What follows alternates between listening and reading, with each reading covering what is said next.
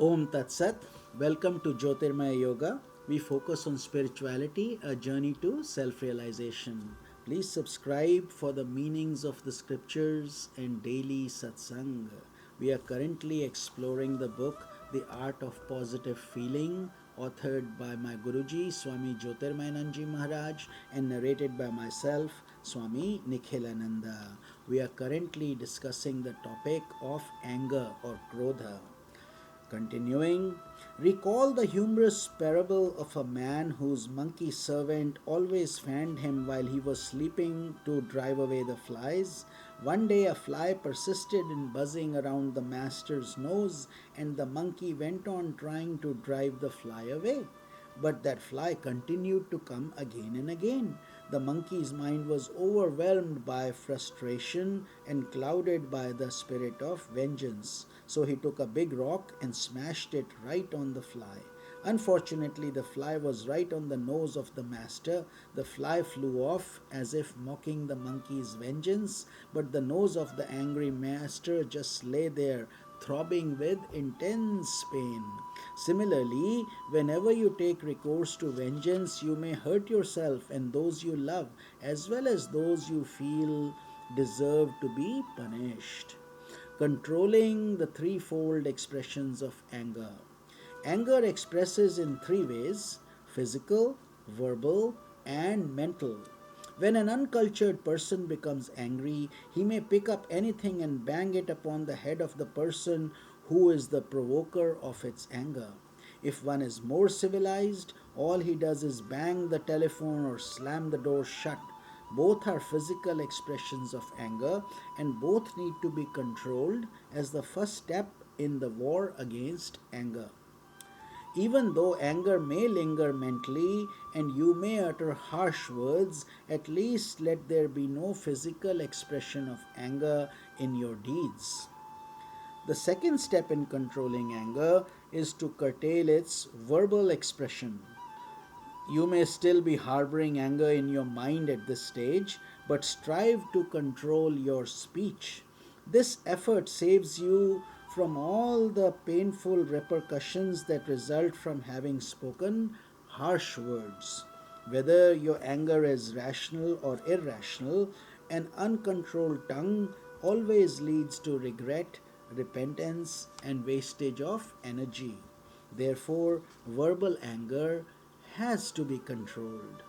In the Mahabharata, Yudhishthira asked Bhishma, what is one great quality that can enable a person to be successful anywhere in the world in all projects?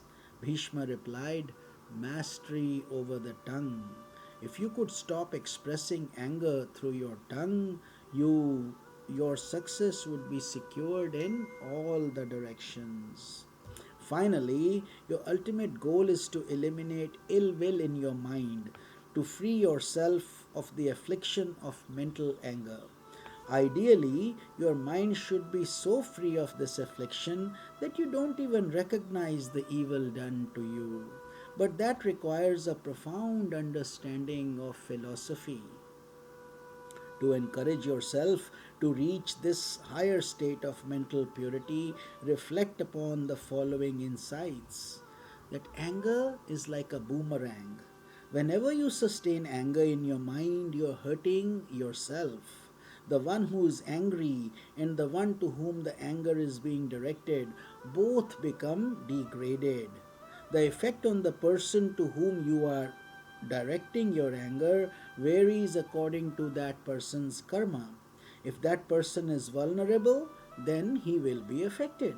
Otherwise, your anger will simply come back to you like a boomerang and hurt you with all its force. If you send somebody to hell and you have also sent yourself then there to babysit him, how would you know the person is actually suffering in hell unless you are also there to watch him? Out of anger, people curse each other, but they have really cursed themselves. The moment you send someone to hell, you'd better get busy and pack your own suitcase for that long trip also. Every time you hold a grudge and intend to hurt another person by your thoughts or actions, you create a negative karma that keeps you in conjunction with that person in the future. You have to remain close to them in order to see the desire for the revenge fulfilled. As you sow, so you reap. Develop insight into the law of karma.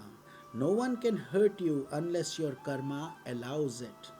It is the impressions in your unconscious that draw negative situations to you. You have drawn those situations and circumstances to yourself by your actions and thoughts in the past. Therefore, if you don't want to reincarnate again and again into a world of bitter circumstances, you should not hold any grudges against others. Rather, hold a grudge against yourself for creating the karmic process that has brought you pain, and consider others as divine agents reminding you of that error. In so doing, you will develop spiritual qualities within yourself and become a saint rather than a perpetrator of violence. Day by day, you must be watchful that the negative qualities that might lead you to acts of angry revenge are not encouraged in your personality. If you are irritable and insensitive, if you are not patient and adaptable in your relationships with others, if you are intolerant towards other people and can't wait to listen to what they have to say before you pass your judgments, you are sowing the seeds of negative karmas which will bear fruits in the future. You will eventually find yourself in situations where no one will be able to tolerate your behavior, your personality traits, your weaknesses, or even your looks. Your very presence will become a source of disharmony. When you crave compassion, you will find that people around you are not compassionate. Then you will wonder, how is it that the world has become so cruel and insensitive?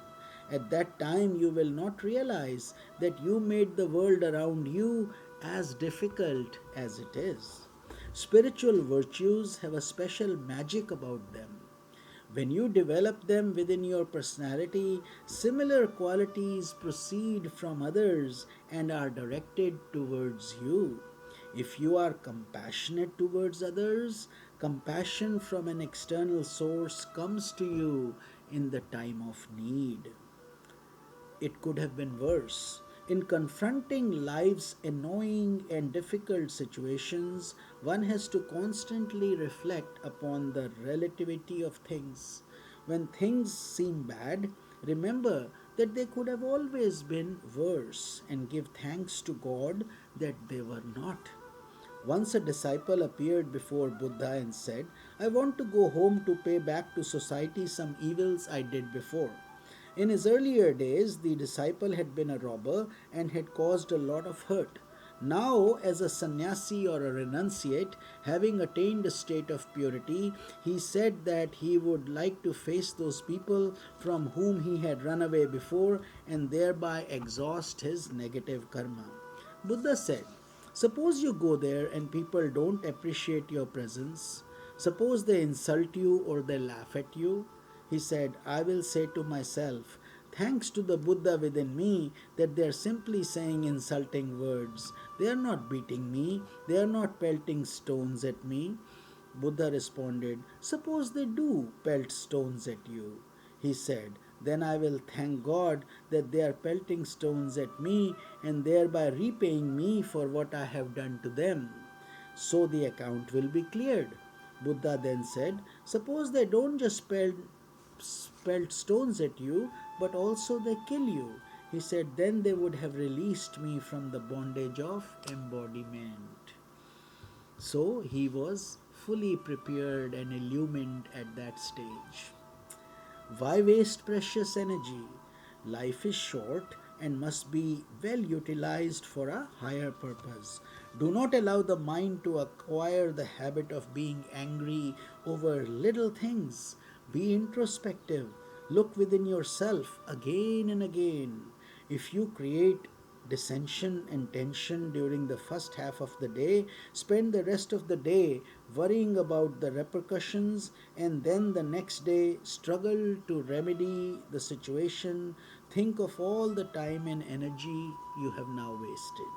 Conserve your energy for the central project of your life. What is it? The attainment of self realization. In the short duration of your life, you have this tremendous task to accomplish, and it requires that you should be as enduring, patient, forgiving, and as broad hearted as possible. Hari Om Tat Sat. We will meet again in tomorrow's satsang.